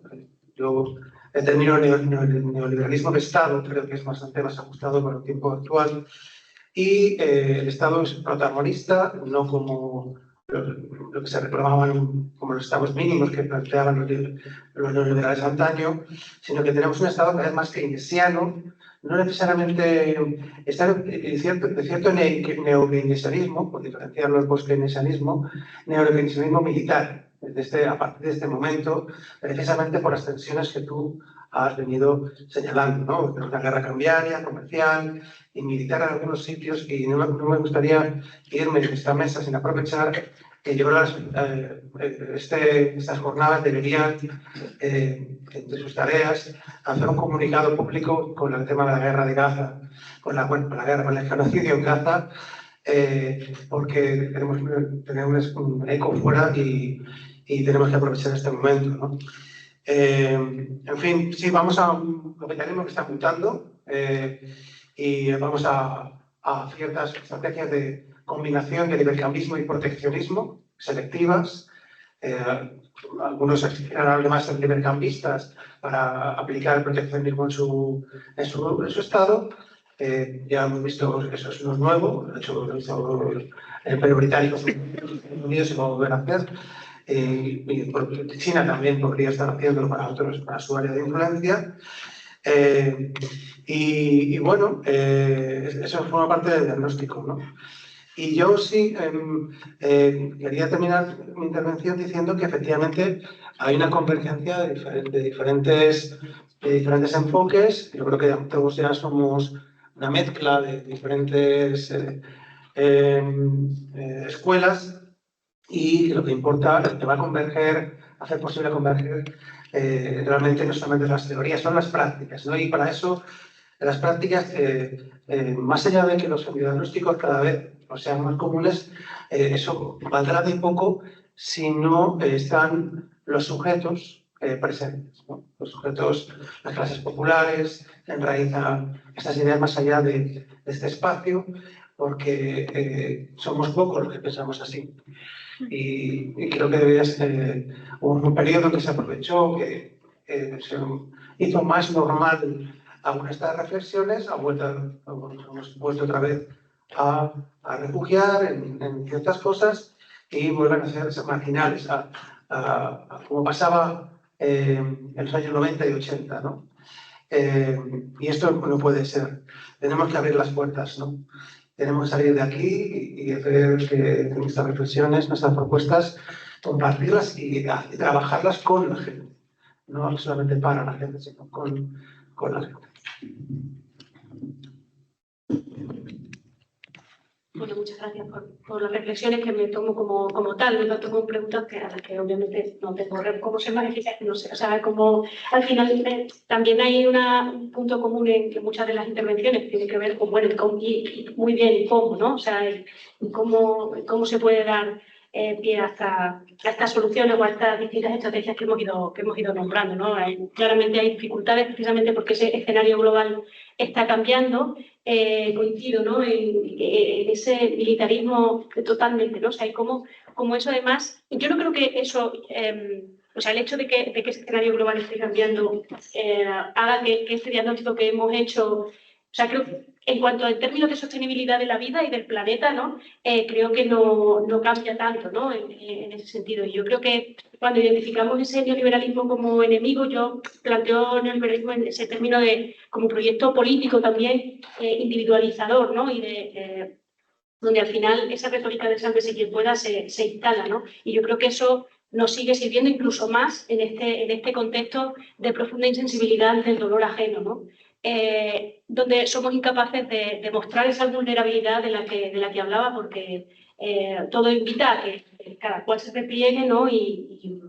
Entonces, como decía, lo intentaba transmitir de forma muy rápida, ¿no? Pero obviamente estamos en un contexto muy difícil, en ese escenario enrarecido, ¿no? del que hablaba Óscar, pero en el que yo me remito a ese parte micro, ¿no? A esos sujetos concretos y a la dificultad de plantearnos hacia dónde queremos avanzar. O sea, es que vuelvo otra vez a la pregunta básica de qué es una vida buena, ¿no? Y cómo queremos avanzar hacia ello, porque nos hemos tragado toda esa retórica neoliberal también de la vida en competencia con el otro, ¿no? Y creo que eso hace que ninguna de estas propuestas ahora mismo sea factible, ¿no? O sea, es como algo una reflexión como muy de raíz, ¿no? De cómo estamos ahora mismo habitando este mundo, ¿no? Entonces, efectivamente somos mucho menos los que pensamos así, ¿no? Y aunque también coincido en que, por hilar, ¿no? En cuestiones que se han nombrado, que hay una convergencia de enfoques en el diagnóstico y creo que efectivamente eso hay que celebrarlo, ¿no? Y creo que hay que autoaplaudirse, ¿no? Digamos, como gente que pensamos en enfoques heterodoxos. Pero claro, hay que hacer mucho más esfuerzo por cómo llegar a que más gente piense esto, ¿no? O sea, obviamente yo es que no tengo ni la menor idea, ¿no? Y lo vemos en las aulas y lo vemos, es como, ¿qué está pasando, no? Creo que es eso, ese momento de insensibilidad profunda ante el dolor ajeno. Yo no... o sea, yo confío mucho aquí, me baso mucho y siempre pienso en la lucha feminista histórica, ¿no? Y como lo que hemos logrado, ¿no? Y la lucha de las mujeres, y creo que es profundamente inspiradora, ¿no? Por supuesto que se pueden lograr muchas cosas, ¿no? Pero es verdad que ahora mismo, además ante un genocidio, o sea, es como todo muy complejo, ¿no? Y estar pensando en estas cuestiones cuando, bueno, es difícil. Entonces, no tengo más respuestas, o sea que más que esta reflexión. Bueno, pues tres cosillas. La primera, la pregunta gorda de Marga, ¿no? Bueno, yo creo que en esa pregunta siempre hay que diferenciar dos cosas. El capitalismo siempre pone en manifiesto que las respuestas a todo tienen que ser respuestas individuales. Entonces, ante la dimensión de estos problemas, como vemos que las respuestas individuales son un poco eficaces, pues se deduce que al final no hay ninguna alternativa y que no se puede salir del sistema. Entonces, yo creo que tenemos que emanciparnos de esa culpabilidad de que esto es una cuestión de comportamientos individuales y en el momento de que cambiemos todos los comportamientos individuales, resolvemos el asunto. ¿Por qué no? Porque eso es obviar toda la reflexión sobre las causas estructurales y el funcionamiento de los sistemas económicos que va más allá de la voluntad de los individuos. Entonces, o sea, una responsabilidad nuestra es recordar permanentemente eso, para evitar culpabilizaciones que no tienen mucho sentido, aparte de que siempre es bueno comportarse razonablemente. Y si nos comportáramos razonablemente, pues fenomenal. Pero si tenemos estructuras que dificultan ese comportamiento, pues habrá que modificar esas estructuras, ¿no? Entonces, en ese sentido, creo que históricamente hemos probado muchas cosas para modificar esas estructuras. Y se ha modificado el poder. En la sociedad históricamente se ha modificado el poder. Entonces, es posible hacer eso. ¿Cuál es el grado de modificación? Pues lo que hemos podido con la correlación de fuerzas, como se decía antes, ¿no? Pues lo que hemos podido. Claro, esto es básicamente una cuestión política y social, ¿no? Pero política y social con buenas propuestas. La comunicación política y social sin buenos argumentos, buenas teorías y buenas herramientas, pues no lleva a buen puerto, ¿no? Segunda cosa, bueno, completamente de acuerdo contigo, Albert. De hecho, me he saltado la última transparencia porque ya no quería pasarme de tiempo, pero claro, todo lo que estaba diciendo antes, lo que quería poner de relieve es la distancia tan grande entre lo necesario, lo que tendríamos que hacer, y lo que parece políticamente posible hacer. Y de hecho, las dos frases de Oscar Lange y de Kohn, aparte que me parecen dos economistas magníficos, era para provocar esa reacción. Fijaros, ya no es decir, vamos a intentar conseguir poco a poco que los trabajadores formen parte. No, es que eso lo tenemos que hacer al principio, no al final. Entonces, claro, simplemente es eso, para que nos diéramos cuenta en un aspecto central, ¿no? Como lo lejos que estábamos, ¿no? Por lo lejos que seguimos estando. Pero aún así, efectivamente, ellos han aprendido, como tú has dicho, Albert. Cuando han visto que eso se les puede hacer, fíjate cómo han reaccionado con la... Bueno, y también en Valladolid se vio, con la municipalización del agua. Claro, ¿pero por qué? Porque ya ellos han aprendido históricamente que se puede hacer y que se lo han hecho. Entonces, como se lo han hecho y se puede hacer, pues desde el principio, ras. Claro, ¿cuál es nuestra forma de aprendizaje ante esa situación? Bueno, pues nuestra forma de aprendizaje es muy complicada, estamos en retirada, pero claro, ellos lo tienen súper claro. No van a esperar a que se cree un clima en el cual el final es que les expropian. No, desde el principio lo cortan de raíz. Entonces, ellos sí que han aprendido. Yo creo que ahora lo que nos toca es aprender a nosotros, que es muy difícil, y es muy complicado. O sea, más allá del carácter más o menos provocativo que he tenido poniendo de manifiesto esas dos citas que a mí me parecen muy, muy reveladoras, ¿no? Y luego la última cosa que sí que quería poner de relieve, porque lo tenía puesto en la última transparencia para que no quedara como muy dogmática la cosa, ¿no? Y es que, claro, todo este proceso, que es ir contracorriente, genera muchas contradicciones. Y esas contradicciones, incluso en el grupo social que quiere protagonizar ese proceso, hay que gestionarlas. Y a veces no lo hemos hecho muy bien. Y claro, tenemos que asumir pues, que nos equivocamos, que predecimos mal las consecuencias de muchos de esos actos, que puede haber divergencias entre ese grupo social que quiere protagonizar ese proceso, etcétera, etcétera. Y eso hay que gestionarlo. Un elemento, si queréis, de contradicción importante en todo lo que he puesto de relieve antes es que la redistribución puede generar incrementos en la demanda y esos incrementos en la demanda, aumentos en el consumo de energía y materiales, etcétera, etcétera, etcétera. Entonces, claro, eso tenemos que gestionarlo. Porque si solo nos quedamos en la redistribución pero no vemos las otras consecuencias, de modo que todo esto es muy difícil. Pero es muy difícil para nosotros, pero también lo es para ellos. ¿Vale? Con lo cual, bueno, simplemente quería hacer esa matiz para que no se entendiera que esto se cuenta y es muy fácil. No, esto es muy difícil. Esto es muy difícil. ¿Vale? Pero creo que es relevante. Igual que ellos aprenden de los procesos, creo que nosotros también tenemos que aprender de los mismos procesos. Y por último, la intervención que ha hecho Xavier a mí me pareció muy, muy, muy relevante en el tema de qué cosas han cambiado. Y yo creo que a la vez que han cambiado cosas, hay cosas que han permanecido. Entonces, en la parte que han permanecido, creo que sigue siendo válido, ¿no? Y efectivamente, claro, luego, el tema este de las guerras comerciales, efectivamente creo que ha habido un cambio de intensidad, Pero no nos tenemos que olvidar que guerras comerciales de los países ricos contra el resto del mundo siguen existiendo. Y la política agraria comunitaria es la primera. Claro, fijaros el nivel de aranceles que tenemos en los productos agrarios con el resto del mundo. Y pasa desapercibido. Claro, llama mucho más la atención con el ejemplo que tú has puesto, ¿no? Pues coge Estados Unidos, aumenta los aranceles, pero que seguimos teniendo una parte importante de esa guerra comercial que tú comentas, Xavier. Ha habido un incremento, ¿no? Una cosa así notable, pero que sigue existiendo una parte de guerra comercial de los ricos contra los pobres. Pues eso también no conviene que lo recordemos, porque no se ha eliminado. Y lo que efectivamente te doy la razón es en la vertiente de incremento también de salida militar al asunto, que esa salida militar sí que creo que nos tiene que hacer pensar, sobre todo en lo que es la reconfiguración un poco de relaciones entre Estados. Y bueno, por mi parte, eso sería.